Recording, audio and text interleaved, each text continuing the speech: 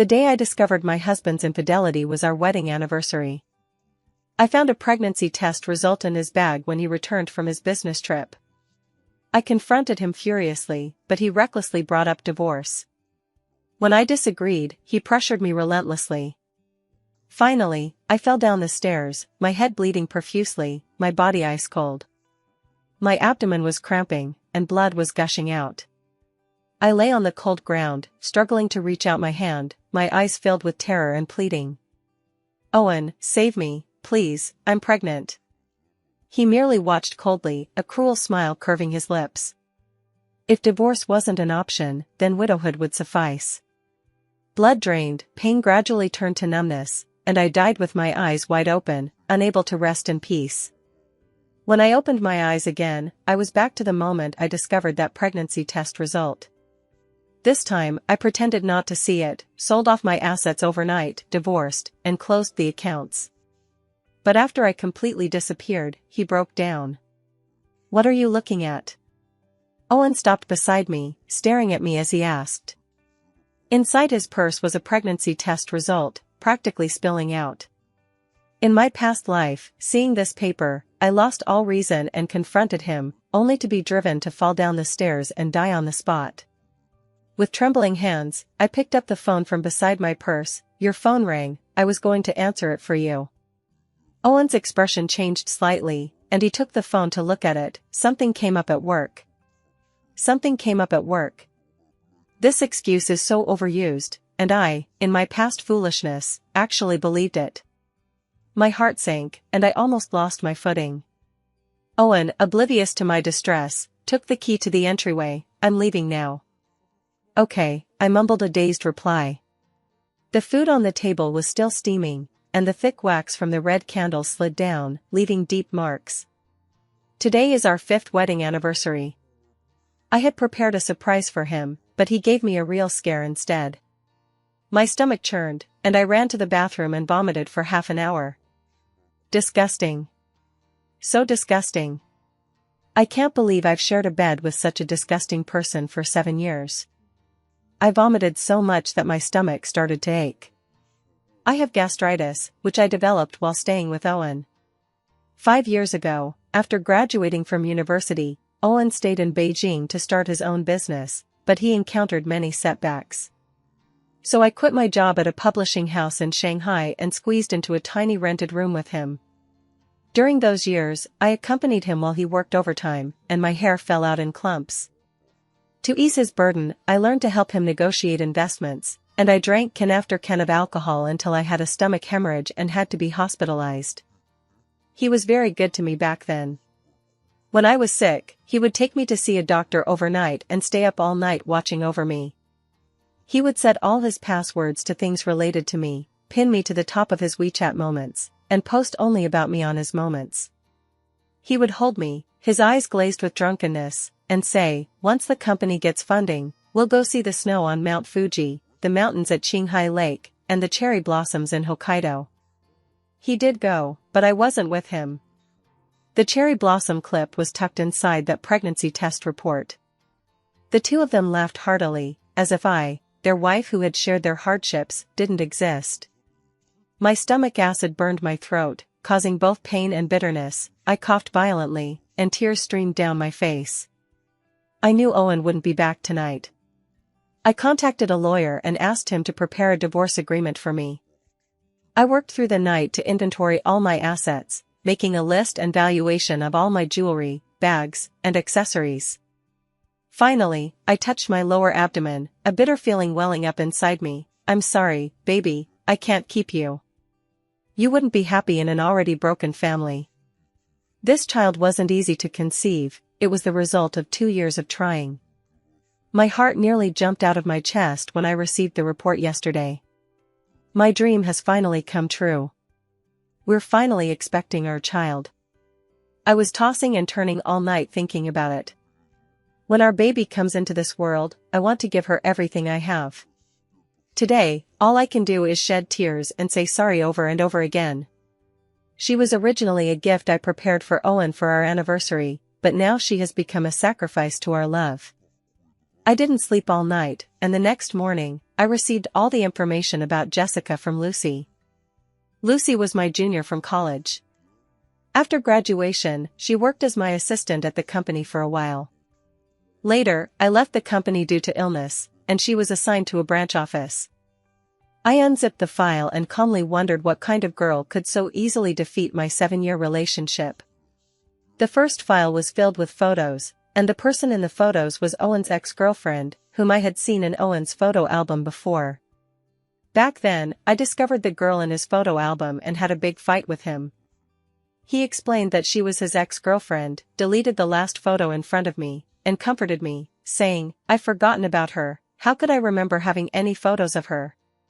Even after preparing myself mentally, tears still streamed down my face.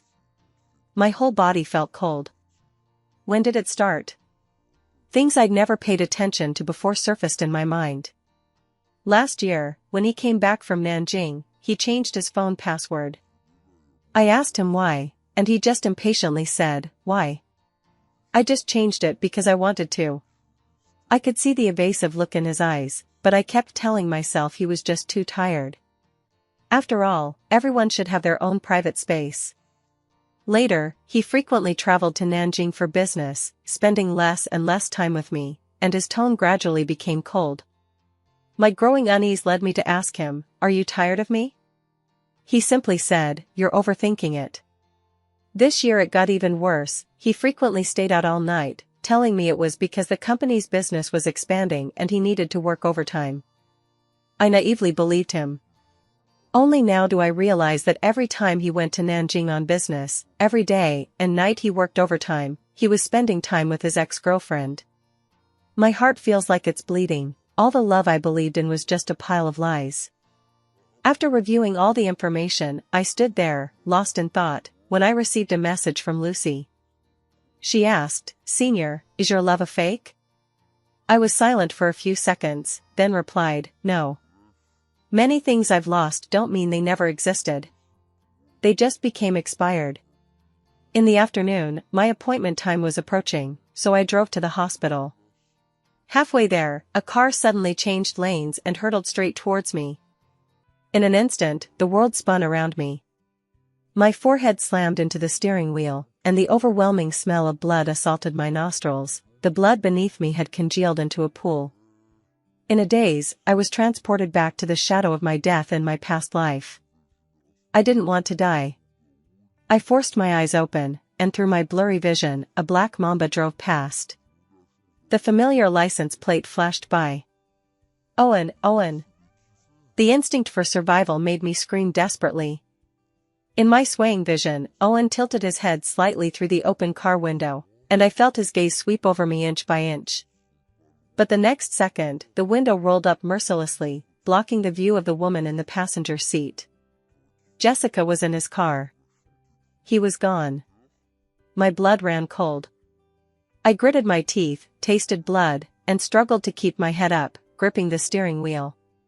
My bloodied fingers fumbled for my dropped phone, and with my last bit of strength, I dialed 120. When I opened my eyes again, the strong smell of disinfectant filled my nostrils. My head was throbbing. The doctor told me regretfully, the baby couldn't be saved. I dazedly touched my abdomen. Nothing had changed. But I knew it was empty inside. Just like my heart. I had been recuperating in the hospital for almost 5 days when Owen finally came to visit. I slowly opened my eyes and saw him standing by the bed. I didn't know when he had arrived. "Awake?" He met my eyes and said, "I found out the cause of the car accident. It was that bankrupt Zhao family member who committed suicide by jumping off a building out of guilt." I nodded weakly. The next moment, I opened my mouth, and vomit gushed out, most of it landing on Owen. He looked at me, somewhat flustered. "What's wrong? Is anything else bothering you?" I couldn't speak. I kept vomiting, and tears welled up in my eyes. Doctors and nurses rushed over at the sound of my cries, and I was instantly surrounded by various instruments and people. Someone connected me to a cardiac monitor, someone put a blood pressure cuff on my arm, and someone was looking for a vein to draw blood. I forced my eyelids open and saw Owen standing helplessly to the side, his eyes filled with regret. Regret? I gave a desolate smile. All of this is what you brought upon me. In the days following his discharge from the hospital, perhaps to put on a show, Owen came home on time every day. The study. I pushed open the door and entered. Owen was surprised by my sudden entrance. He clicked the mouse, turned off the screen, and his eyes darted around. Is there something you need? I calmly handed him a document. Your assistant asked me to bring this over for you to sign. Perhaps out of guilt or something else, Owen flipped to the last page of the document, quickly signed it in large letters, and handed it back to me. I turned away nonchalantly, my hands trembling uncontrollably as I held the document. The divorce agreement. Effective at this moment. In another month, our 7-year-long love chase will finally come to an end. I closed the study door, and at the last second, I heard him speaking softly to the person on the other end of the video call. It's okay, it was my assistant. I gave a sarcastic laugh. Suddenly, I remembered my first meeting with Owen 7 years ago. That year, Owen was a junior in college. His first business venture had failed, and he was heartbroken. He stood forlornly in front of the railing of a skyscraper bridge. It was raining heavily that day.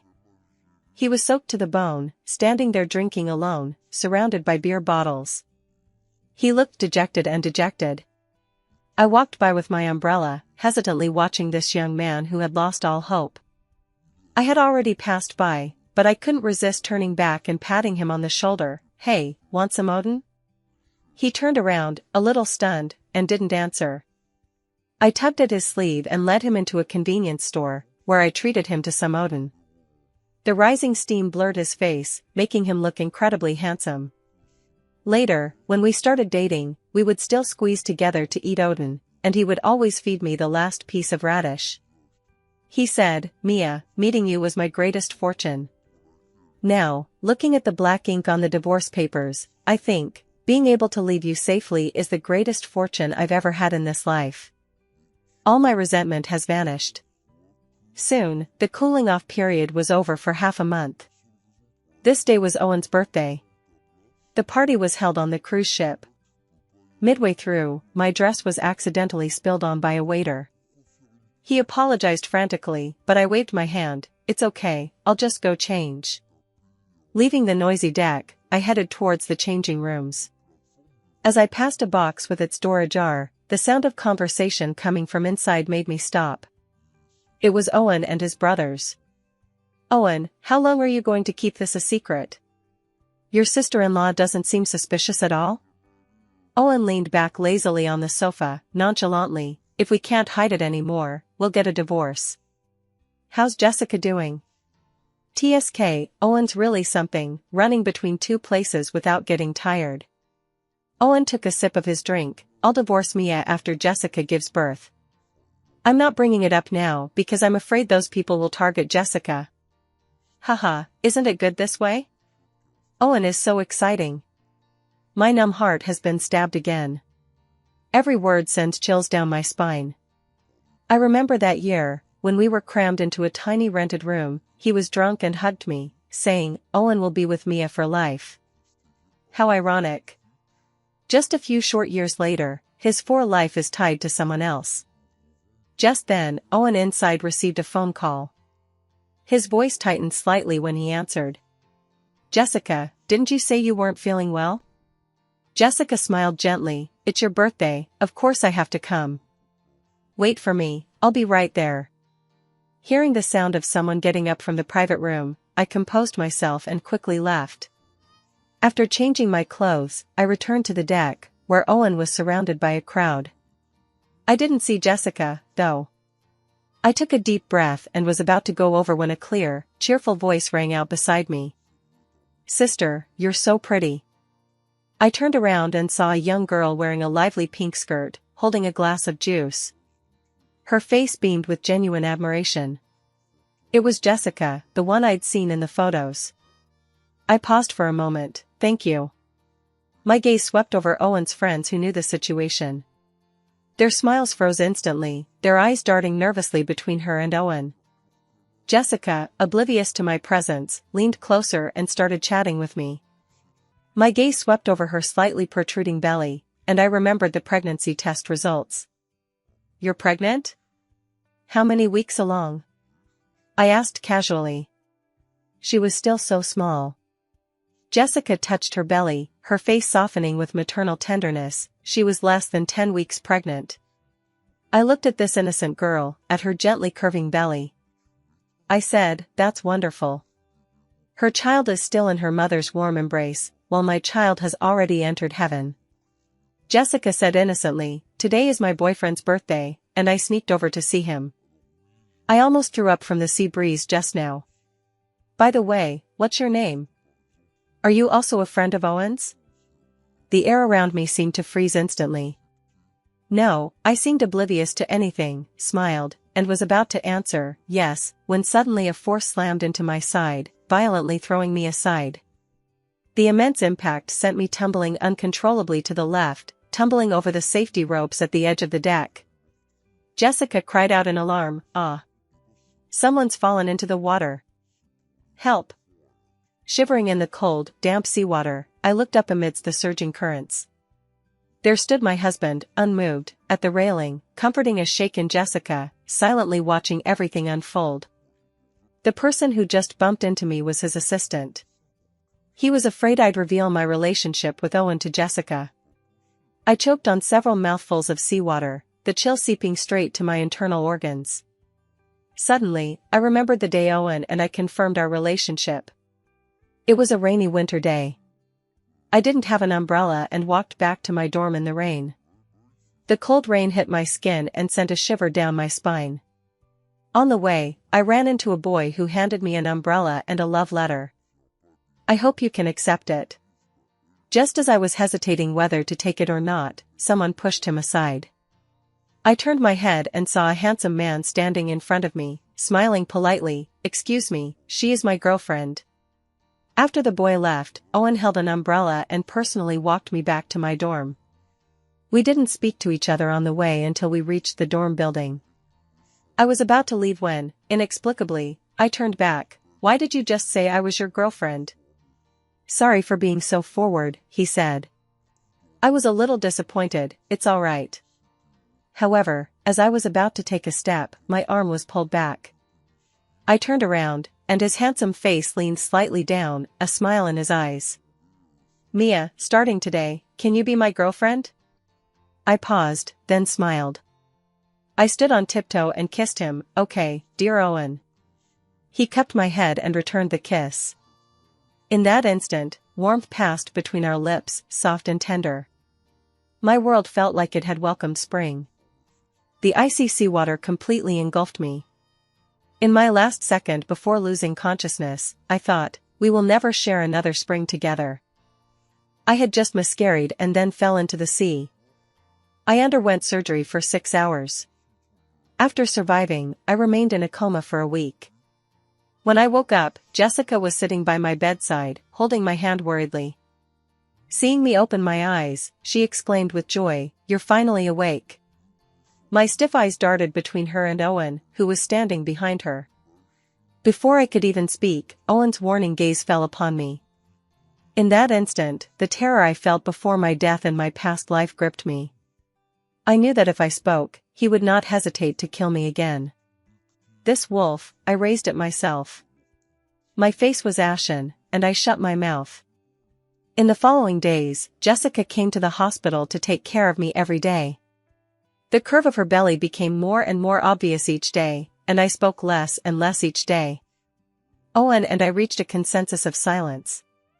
In the past few days, all the luxury items in my walk-in closet have been sold off, and the money went directly into my private account. The day I was discharged from the hospital was the last day of the cooling-off period for the divorce. Owen wasn't there. Jessica accompanied me home. However, as soon as we left the hospital, we were both knocked unconscious and tied to a car. When I woke up, Jessica, slightly pregnant, was tied up opposite me. A man with a sinister expression stood in front of her. My heart sank. "Mike. Don't do anything foolish. If you hurt her, Owen won't let you get away with it. He won't let me get away with it either. The sharp knife gently sliced across her abdomen. Mike sneered, Owen drove my parents to their deaths. I'll make him taste the bitterness of losing loved ones too. Seeing Jessica groggily wake up, he smirked, squinting at her face. TSK, not bad looking. No wonder she's Owen's mistress and even pregnant with his child. Heh, he's certainly got a lot of luck with women. Jessica frowned in confusion. What did you say? What mistress? Don't you know? She's Owen's wife, and you're the other woman. Mike grabbed Jessica's face and moved the cold knife to her cheek, its icy touch sending shivers down her spine. You're the mistress, and your child is illegitimate. Do you understand? Jessica's face turned deathly pale. No, it can't be, she cried, looking at me with teary eyes. Sister, this isn't true, is it? As I watched blood spurt from her face, my pupils constricted, and I shouted, Mike. Don't be impulsive. Owen will kill you. Mike wiped the fresh blood with his fingers, speaking softly and slowly. How pathetic, as his wife, she keeps trying to prove that her husband loves another woman. Let me help you, he said. I'll cut Jessica's dress with a knife, dig out the baby, and you can deliver it to her yourself. How about that? I yelled, Mike.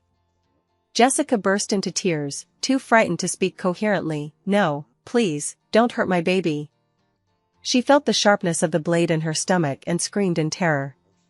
Finally unable to withstand the onslaught, her eyes glazed over, and she fainted from the ensuing blows. Just then, a scraping sound rang out, and the metal door was violently smashed open. Dozens of people rushed in. A man with a cold, sinister look stepped out of the vehicle. Mike panicked, Jessica fainted, and he could only turn around and take me, who was tied up, hostage. Don't come any closer. Don't come any closer. Or don't blame me for being ruthless. Owen's gaze was fixed on the unconscious Jessica, and his eyes were filled with heartache. Mike grabbed me by the neck and dragged me backward. Owen quickly went over and untied Jessica, pulling her tightly into his arms. He saw the wounds on her face and abdomen, and his gaze instantly turned cold. He fired. The command completely ignored my life or death. Bodyguards surrounded me, layer upon layer. The knife against my neck trembled. Mike, unable to believe that I, as a hostage, was useless, roared, I said. Don't come any closer. If you come any closer, I'll kill her. Bang. Owen pulled the trigger, a single shot to the head. My body, which had been restraining me, collapsed behind me, blood splattering on my head. I shuddered, sliding to my knees, retching incessantly. Owen didn't even glance at me, turning and carrying Jessica into the ambulance. I got up from the ground, caught my breath, and then collapsed back down. I don't know how much time passed before I was woken up by a basin of cold water. I coughed a few times and spat out some water. I opened my eyes to find Owen pulling my hair up. He patted my face coldly, the sinister look in his eyes making me tremble. You did this on purpose, didn't you? Are you satisfied now? Jessica wants to break up with me. My mind went blank, I couldn't piece anything together. All I could do was clutch his sleeve and shake my head repeatedly. No, you have to believe me, Owen, I didn't, I'm lying. Only you contacted Mike. He slapped me across the face, turning my head to the side. My head was buzzing, and I collapsed to the ground. Mike did call me. But I didn't answer. He broke her fingers. Just a casual remark, and my eyes widened as I was pinned to the ground. Owen. No. Her fingers were being brutally broken one by one. The excruciating pain seemed to extend to my heart. I screamed incessantly, my vision blurring violently. Remember this pain. Next time I do it, the punishment won't just be my hand. Owen straightened his clothes, looked away from me, and strode out of the warehouse. I'm so regretful, a weak voice sounded behind me, and Owen paused slightly. Large beads of sweat slid down my forehead as I glared at him. Owen stopped and turned around, looking into my eyes filled with hatred. I collapsed to the ground, uttering each word clearly. I hate you. He felt a jolt. His eyes returned to their cold indifference. You asked for it. I lay wounded on the ground, then suddenly laughed. As I laughed, tears streamed down my face, pooling on the ground. He's right. It's all my own doing. I'm reaping what I sowed. 8 years ago, on that rainy day, I stopped in my tracks. Since then, I've spent half my life in the rain. Thankfully, it's all coming to an end. The clock slowly strikes 12. In this second, Cinderella's magic wears off. The shackles binding my freedom break. At the hospital, Owen held Jessica's hand as she woke up, whispering an apology. Please forgive me. I didn't tell you before because I was afraid you'd end up like this. Jessica's eyes were red-rimmed, tears still clinging to her eyelashes. You lied to me, you lied to me. You're already married, you clearly have a wife, why are you still bothering me? Seeing her chest heaving so much, Owen quickly said, It's all my fault, don't get agitated, don't hurt the baby. My child, Jessica cried, her lips trembling as she touched her belly. Tears streamed down her face. It was you who made my child the most despised illegitimate child. Owen pulled Jessica into his arms, resting his chin on her hair. No, it's not an illegitimate child. I love you, and it's always only you. I'll divorce her right now, okay? I've wanted to bring it up for a long time, but I never had the chance. Jessica was held tightly, unable to break free, so she opened her mouth and bit his arm hard. Tears seeped into the teeth marks. That night, after Owen put Jessica to sleep, he made a phone call, prepare a divorce agreement for Mia to sign. If she refuses to sign, use some tricks. It was 5 in the morning. Owen opened his eyes and pressed his hand to his chest. A sense of unease gathered in his heart, as if he was about to lose something. Just then, the housekeeper from the villa called. Sir, Madame hasn't returned for the past few days. Today, when Zhang Sa went up to clean, she found that all of Madame's belongings were missing. Owen frowned. Gone? Look in the places she frequents. Okay. We also received a package. Would you like to come back and take a look? He hung up the phone. He gave a cold laugh. Playing the disappearing act to avoid divorce? Well, yeah. His legs aren't broken, he can still run. The package was being slowly unpacked. Owen sat on the sofa, his long legs crossed, his expression impatient. Ever since he saw the package, his unease had grown stronger. It seemed as if something was slowly slipping through his fingers. Just as the package was completely opened, his phone rang. Owen, you and your wife submitted your divorce papers over a month ago. Just 2 days ago, the divorce proceedings were completed. Owen's expression froze, and he looked sharply at the things the butler had brought out. The butler's expression changed. Sir. Owen strode over and snatched the papers. Divorce papers. Pregnancy checkup report. Ultrasound report. Miscarriage treatment report.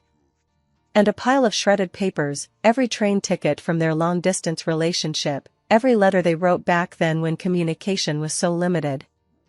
The traces of their past romance have now become nothing but garbage, along with their dead love. Owen's pupils dilated, his gaze fixed on the date of the abortion.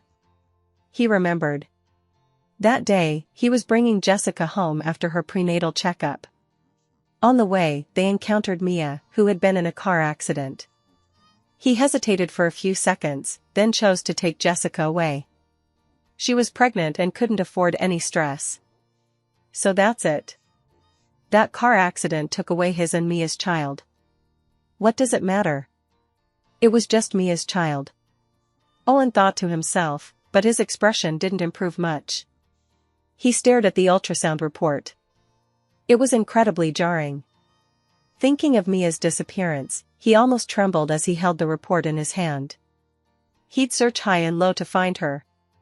Without his permission, she dared to trick him into signing the divorce papers.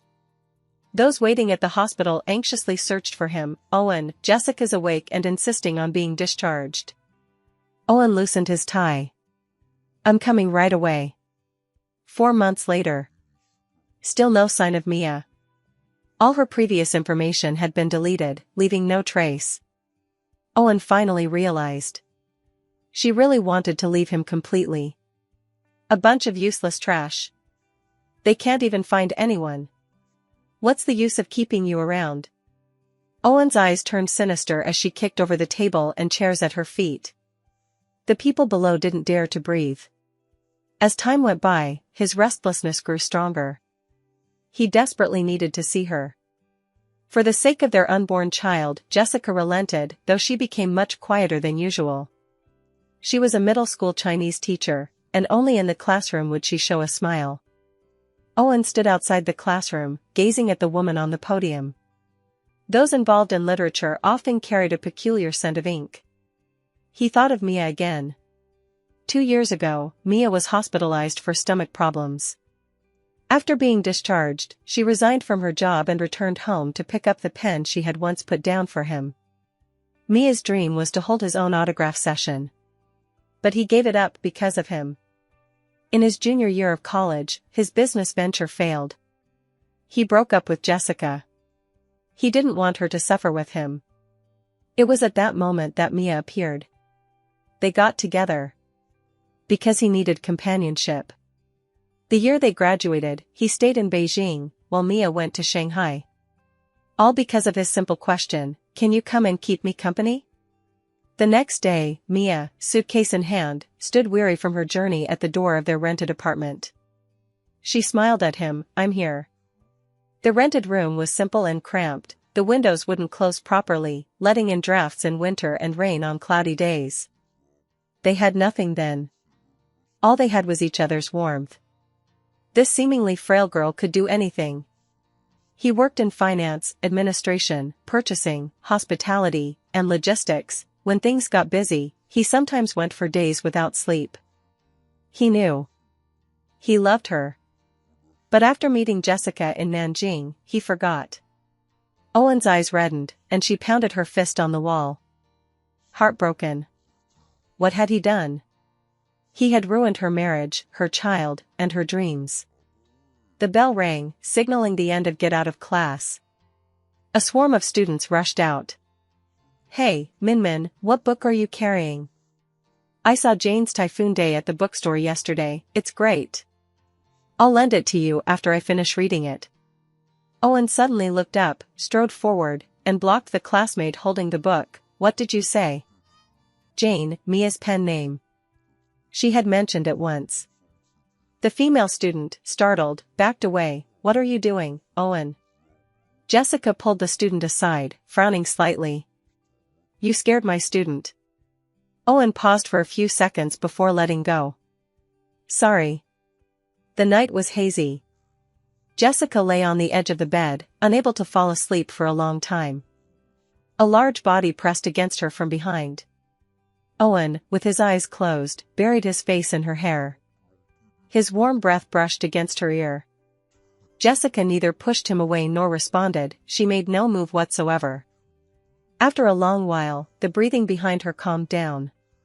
Jessica struggled slightly, pulling her arm back from her waist. Owen unconsciously kissed her hairline. "I love you." Jessica remained silent for a while, about to turn her head, when she heard the next sentence. "Mia. I love you so much." Jessica stiffened. She stopped looking at him and gazed at the bright moonlight outside the window. She didn't close her eyes for a long time. "I've changed my identity information and am temporarily residing in Berlin. I've had several surgeries on both hands, and I'm currently 70% recovered. During my hospital stay, I reread the manuscript I had mostly finished writing the year I graduated. 5 years later, my state of mind has been completely transformed. I revised some plot points, completely overturning my original ending plan. Because my fingers were not very mobile, I used voice input throughout. However, voice input inevitably produces some typos. I was at a loss. At this moment, my attending physician helped me. My attending physician is named Alan, a man of mixed Chinese and German descent, who is talkative and humorous. After learning I was writing a book, he gave me some suggestions on reconstructing the ending. At first, I was quite embarrassed. "You'll be too busy, won't you? Don't force yourself, I can find other." Alan smiled and said, "You're welcome. It's an honor to help you." I met his gentle eyes, somewhat stunned. Someone had smiled at me like that before. Alan not only corrected my typos but even helped me contact a publisher. Incredibly, it took less than 3 months to publish The Eye of the Typhoon. Amazing speed. The initial print run was small, only 2,000 copies in China. The day I was discharged from the hospital, Alan asked me where I planned to go next and what I planned to do. I thought for a moment, then laughed and said, "I haven't decided yet. I'm planning to go to Northern Europe first." Alan stared at me intently, seeing such a relaxed and carefree expression on my face for the first time. Just before I was about to leave, he called out to me, "Jane. If, and I mean if, we could meet again, both of us single, could you give me a chance? I really like you, and I want to be with you." He spoke earnestly and directly. I was stunned. My last relationship was undoubtedly a failure. A complete and utter failure. The first time Alan met me, he asked how I got my injuries. I casually mentioned that my ex-husband had hit me. For the past few months, he has deliberately avoided the topic. I am very grateful to him. Several times I woke up in the middle of the night in pain, and he came to my ward. To distract me, he talked to me about many things. He said that he was actually the second son of a gangster family. But he didn't like fighting. He didn't like bloodshed. So, contrary to his nature, he came here to be a doctor. Therefore, my relationship with my family isn't good. My heart fluttered a little. However, I wouldn't stop for another man. I didn't answer directly, but smiled and said, "Then I'll tell you the answer next time we meet." The car window slowly rolled up. Alan, dressed in a white lab coat, stood at the gate, his features refined and handsome, quietly watching me leave. This marked the end of this part of my journey. I arrived in Sweden and became a freelance writer. I've taken on quite a few commissions, enough to support myself. I'm also pursuing a childhood dream. Life was peaceful and carefree. I was living for myself. That day, I came out of the hospital after rehabilitation, and an AMG stopped in front of me. The door opened, and before I could even react, I was dragged into the car, my mouth was covered, and I passed out. When I woke up, the first thing I saw was Owen's face. Owen hugged me, inhaling my scent. "I missed you so much." "Miss me?" I scoffed. I pushed him away abruptly, my face filled with utter disgust. "Owen, we're divorced. We have nothing to do with each other now." A flicker of hurt crossed Owen's eyes as he stubbornly pulled me into his arms. "We can get back together even after a divorce, honey. Come home with me, okay? We'll still have children. This time I'll treat you very well, really, Mia. Please trust me one more time, okay?" I struggled violently, but couldn't break free, and anger surged within me. I raised my hand and slapped him across the face. "I told you, I hate you. That will never change." Owen, however, wasn't angry at all. Instead, he rubbed my hand. "Honey, does your hand hurt?" I was utterly speechless. "Owen, you already have Jessica, don't be so greedy." Owen gripped my hand tightly and said urgently, "I've already broken up with Jessica, you're the only one in my life now, and I only want you." I stared at him in shock, speechless for a moment. The car sped towards the airport. Suddenly, the windows banged loudly, glass shards flying from the interior. I saw Alan holding a gun. Instantly, countless cars surged forward. A hail of bullets ensued. Owen didn't bring many men, so he had to protect me during our retreat. His men were held back. He took me and hid in a warehouse alone. Owen thought this was another case of revenge from enemies. He stood with his back to me, shielding me, still comforting me. Mia, don't be afraid, I'll protect you. I don't need it anymore, I said. Hearing this, Owen turned around, but his whole body trembled. He turned his head in disbelief. A knife was plunged into his back chest. Blood gushed out. I'd already learned my lesson. Of course, I was prepared. His men were all around, so it wasn't convenient to make a move. I coldly watched him kneel on the ground and repeated, Owen. I don't need you anymore. Owen coughed up blood, crawled over on his knees, and tried to grasp my hand with trembling hands. I love you. I do love you. I dodged his hand, took a step back, and said, Owen, don't you understand? You don't love Jessica, and you don't love me. You love yourself. You want both the white moonlight and the cinnabar mole. What he truly cares about is nothing more than his own greed. The warehouse door was smashed open by the front of a car. But this time, the person who came was for me. Seeing Alan approaching with a gun, I immediately tried to run to him. But Owen grabbed me with his last bit of strength. His eyes were red. I can't be trusted anymore, but can he? Of course. I nodded. I glanced back at him. His voice was soft. He was healing me while you were hurting me. I pulled my hand away from his. Without pausing, I ran quickly towards Alan. Don't go, Mia, don't go. Behind me, Owen cried out in despair. I seemed not to hear him. I left behind those sad, painful times and ran forward with all my might. 2 years later, I published 2 books and successfully held my own book signing event. Name: Jessica.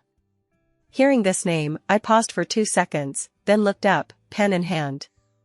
A gentle woman stood before me, smiling as she handed me a bouquet of flowers. Congratulations. I said, thank you.